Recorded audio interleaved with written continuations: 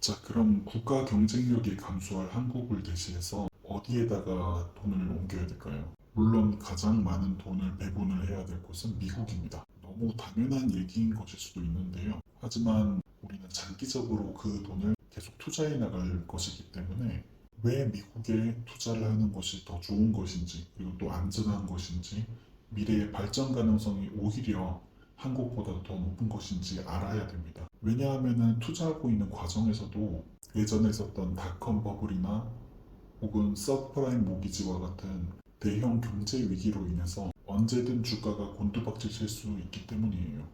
우리가 투자해야 하는 그 종목에 대한 어떤 지식이나 믿음이 없다면 그렇게 곤두박질 치는 주가로 인해서 우리 투자에 대한 믿음이 흔들리게 되고 이로 인해 논리적인 생각을 하지 못하고 금방 팔아버릴 수가 있어요. 잠깐만 돈을 거치해 놓는 게 아니라 10년, 20년, 30년까지 계속 투자를 해서 우리 자산을 불려나가야 하기 때문에 우리가 투자하는 이 미국이란 나라 그리고 우리가 투자하는 이 종목에 대해서 어느 한순간은 많이 떨어질 수 있더라도 장기적으로 봤을 때는 우상향 해나갈 것이라는 믿음이 있어야 하는 거예요. 우리의 자산을 미국에다가 가장 많이 넣어놔야 하는 첫 번째 이유로는 미국이 기축통화국이라는 것입니다. 모두들 잘 아시겠지만 미국 경제가 세계 경제에서 가장 중추적인 역할을 해요.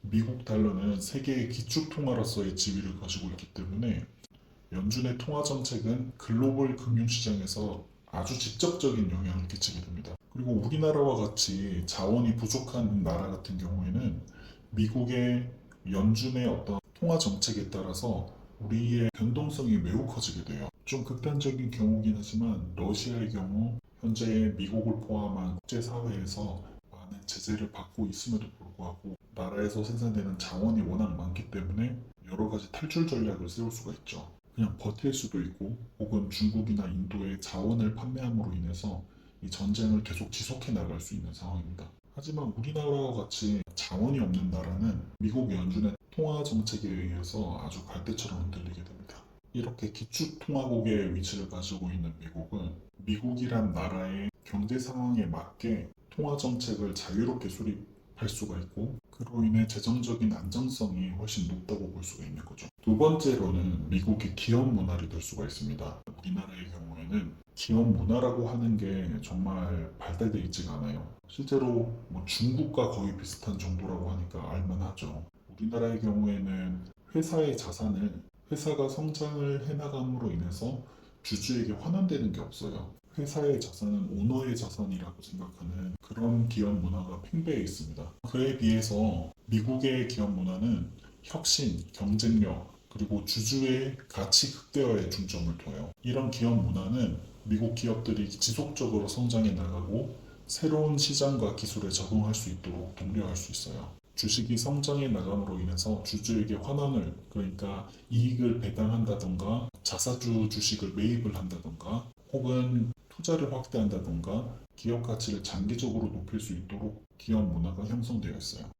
세 번째로는 우리나라의 환율이 어떻게 될까에 대한 것이에요. 이 동영상을 찍고 있는 시점에서는 1200대 후반 혹은 1300대 초반을 형성을 하고 있어요. 하지만 장기적으로 한국의 국가 경쟁력이 낮아지는 경우에 이 환율 자체가 상승할 것 같아요. 이로 인해서 달러의 가치가 상승해서가 아니라 워낙 가치가 매우 하락함으로 인해서 달러로 바꾸지 않았을 때 우리의 자산이 많이 위축될 것이라고 생각해요. 물론 한국은 수출 위주의 경제 구조를 갖고 있기 때문에 우리나라 정부에서는 환율이 지나치게 상승을 하게 둘 수는 없어요. 환율 안정을 위해서 외환시장에 개입할 거거든요.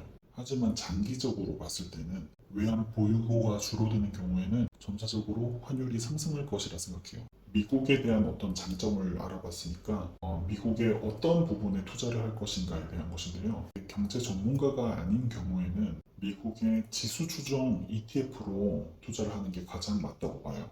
ETF라고 하면 잘 알고 계시겠지만 특정 기준을 통해서 미국에 있는 어떤 기업의 주식들을 모아놓은 개념이에요. 자산을 투자할 때는 포트폴리오를 다각화해야 한다고 하죠. 위험을 분산시키기 위한 것인데요. ETF 하나에 투자를 함으로써 자동적으로 이 포트폴리오가 다각화가 될 수가 있어요. 물론 ETF도 굉장히 여러 가지 종류가 있고 고수익을 노린다면 넣을 수 있는 곳이 좀 더 많아질 수 있지만 안정적으로 그리고 길게 투자를 하는 관점에서는 지수 추종 ETF에 투자를 하는 게 가장 낫다고 봐요. 많은 사람들이 지금도 투자를 하고 있는 S&P 500 그리고 나스닥, 슈드 정도가 가장 맞다고 봐요. 그리고 이 세 가지 종목의 비율을 자신이 선택한 투자 방식으로 나눠서 투자를 하면 가장 적절할 것 같아요. 말씀드린 세 가지 ETF의 특징을 조금 보자면 S&P 500은 미국의 대표적인 500개 대형 기업으로 구성되어 있는 ETF죠. 이 지수에 투자함으로 인해서 우리들은 미국 경제의 엄청 광범위한 섹터에 걸쳐서 우량 기업에 분산해서 투자할 수가 있어요. 그리고 S&P 500은 굉장히 많은 산업을 포함하고 있기 때문에 특정 산업이나 특정 기업의 리스크에 노출되는 것을 최소화할 수 있어요. 우리가 장기 투자를 할 것이기 때문에 시장의 평균 수익률을 보장하는 측면에서 가장 추천이 많이 되는 ETF예요. 나스닥, 그러니까 QQQ는 기술 중심의 주식시장이죠. 특히 기술 및 혁신 분야의 기업들이 많이 포진해 있습니다.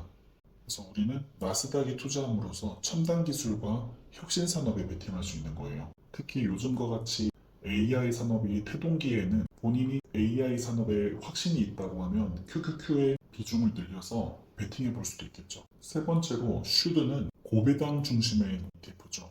그리고 안정적인 수익과 함께 장기적으로 봤을 때 S&P 500에 준하는 총 수익의 상승을 기대할 수도 있어요. 나스닥이나 S&P 500과는 달리 변동성이 적기 때문에 경제 위기가 오거나 혹은 횡보장이 계속될 때 심리적인 안정감을 가져가기에도 좋고 든든한 하방을 받쳐주는 의미가 있어요. 또 이렇게도 생각을 해볼 수가 있는데요. 주가가 갑자기 폭등하는 시기, 이런 시기에는 나스닥이나 S&P 500이 너무 많이 올라가고 있기 때문에 추가적으로 돈을 넣기가 힘들 수가 있어요. 이럴 때는 오히려 슈드 쪽으로 돈을 많이 넣고 주식이 많이 하락하는 시기에는 반대로 슈드는 조금 덜 떨어지는 반면 S&P 500이나 나스닥은 많이 떨어질 수 있기 때문에 투자하는 금액을 S&P 500 혹은 나스닥 쪽으로 치중을 해서 넣을 수가 있어요. 현재 나스닥과 S&P 500이 굉장히 많이 올라가고 있는 시점인데요. 좀 있으면 신고점을 돌파할 것 같기도 해요. 나스닥 기업들이 AI 개발 경쟁에 뛰어들었기 때문인데요. 저는 전체 포트폴리오 안에서 나스닥 비중을 그래도 S&P 500만큼은 가져갈 거예요. 어떤 사람들은 AI 기술이 우리가 살아가는 현실에서 아직 많은 효용을 내지 못하고 있다는 얘기도 하고 나스닥이 이미 많이 올라가 있다고 말하기도 하고 AI 거품이 꺼질 때를 걱정하기도 해요. 그럼에도 불구하고 저는 나스닥의 비중을 어느 정도 많이 가져가야 하는 이유를 몇 개 생각하고 있는데요. 첫 번째로는 AI 개발에 미국 기업들이 선두주자로 자리하고 있다는 거예요. 물론 중국 기업들도 AI 개발에 많은 매진을 하고 있지만 미국과의 개발 격차는 굉장히 큰 편이에요. 그리고 AI 기술은 당장 우리 실생활에서 아직 많은 변화를 일으키고 있지 않지만 일의 효율성을 높이는 데 이미 기여를 하고 있어요. 특히 프로그래머 같은 경우에 이미 많은 수가 챗 GPT를 이용해서 코딩을 하는데 도움을 받고 있기도 하고요. 저도 이렇게 동영상을 만들거나 편집을 할 때 제 생각을 정리하는 것에도 AI를 많이 이용을 하고 있고 동영상을 편집하는 프로그램 자체도 AI 기술이 많이 접목되어 자막 같은 경우에는 이미 자동적으로 많이 생성을 해주고 있죠. 아직 인간을 완전히 대체할 수는 없겠지만 나의 생산성을 높이는 데는 이미 많은 역할을 하고 있어서 앞으로의 발전 가능성이 아주 무궁무진하다고 생각돼요. 그 반면 나스닥에 상장된 기업들, 특히 AI에 관련된 기업들은 PER이 아주 높은 수준이죠. 나스닥의 특징인데요. 잠재력이 그만큼 높다고 생각할 수도 있지만 그만큼 위험도 크다고 생각할 수도 있어요. 이런 위험 때문에라도 아무리 제 생각에 유망한 부분이라고 해도 전체 포트폴리오에서 ETF의 비중을 30% 밑으로 제한하는 게 좋을 것 같긴 해요. 개인적으로 생각하고 있는 슈도, S&P 500, 나스닥의 비율은 2대 4대 4 정도면 괜찮을 것 같아요. 혹은 2대 5대 3 정도요. 다음번 제작 때는 현재 제가 투자하고 있는 방식에 대해서도 한번 올려볼까 합니다. 사실 내년 초가 되어야 제가 본격적으로 투자가 가능한데요. 현재는 예적금에 돈이 너무 많이 묶여있기 때문이에요. 그런데 요즘에 세 가지 ETF 종목 모두 주가가 너무 많이 상승을 하고 있어서 아쉬운 마음도 있고 조금 부담스럽긴 합니다. 내년 초쯤에 대형 악재가 터져서 주가가 한 번은 좀 폭락했으면 좋겠어요. 여러분은 어떻게 투자를 하고 계세요?